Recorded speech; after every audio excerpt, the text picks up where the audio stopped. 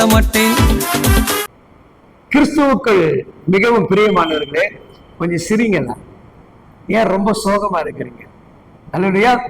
சில நேரங்கள் நம்முடைய பிரச்சனை நமக்கு சோகத்தை கொண்டு வந்துடும். நம்ம செய்யக்கூடிய காரியம் நமக்கு சரியா இருக்குதான்னு நமக்கே தெரியாது.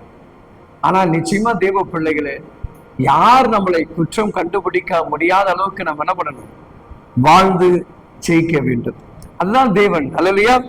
நான் சொல்லுகிற தேவ பிள்ளைகளே, உங்களுக்கு ஒருவர் ஒத்தாசைக்காக எழுந்து நிற்கிற தேவனாக இருக்கிறார். ஒருவேளை மனுஷன் உனக்கு வழக்காடாம போயிருக்கலாம், சபை உனக்கு வழக்காடாம போயிருக்கலாம், நீ நேசித்தவர்கள் உனக்கு வழக்காடாம போயிருக்கலாம். நான் இயேசு உனக்காக வழக்காடுவேன். அல்லேலூயா, அல்லேலூயா. ஆமென். அன்பு சொந்த பந்தங்களே, ஆண்டவருடைய பிள்ளைகள், தேவன் எனக்காக எழுந்தருள்வார் என்று சொல்லுகிறார். அந்த நம்பிக்கையோடு கூட நீங்க இருக்கணும். மனுஷகரியமா யோசிக்காதீங்க, சரிங்களா? இப்படி அப்படின்னா யோசிக்க கூடாது.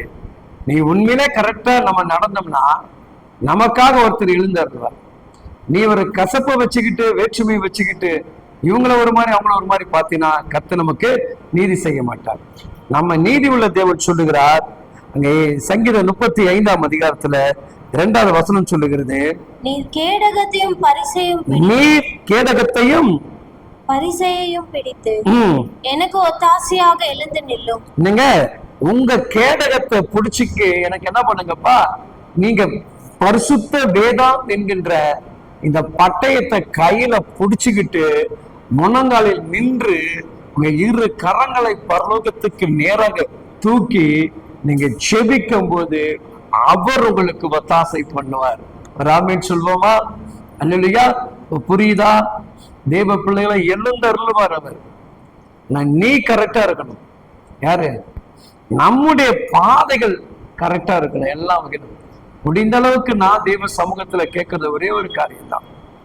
ஒருவேளை நம்ம எதையாவது செய்துட்டு நம்மளை யாராவது பேசும் பொழுது இன்னும் அதை பேசாதபடி அதற்கேற்ற ஞானத்தை அறிவும் கொடுங்கப்பா, அதுக்காக நீங்க என்ன பண்ணுங்க, என்கிட்ட எழுந்தருளுங்கன்னு சொல்லி ஜெபிக்கிற பழக்கம் உண்டு. அல்லையா? காரணம் என்ன சொன்னா, நம்ம யாவரும் மாமிசமானவர்கள், மனிதர்கள். எந்த நேரத்துல நம்ம எப்படி நடந்து கொள்வோம் என்று நமக்கு தெரியாது. எந்த நேரத்துல எதிரிகள் நம்ம இடத்துல வந்து அட்டாக் பண்ணுவாங்கன்றது நமக்கு தெரியாது. நல்லாதான் நம்ம கூட பேசுவாங்க, நல்லாதான் பழகுவாங்க, ஆனா என்ன பண்ணுவாங்க?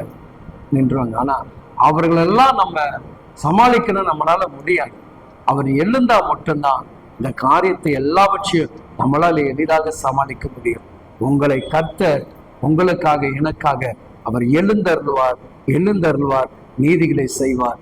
நீங்கள் அவரை நம்புங்க, அவருக்காக உண்மையாக இருங்க, கர்த்தர் பெரிய காரியத்தை செய்வார். ஆமென்.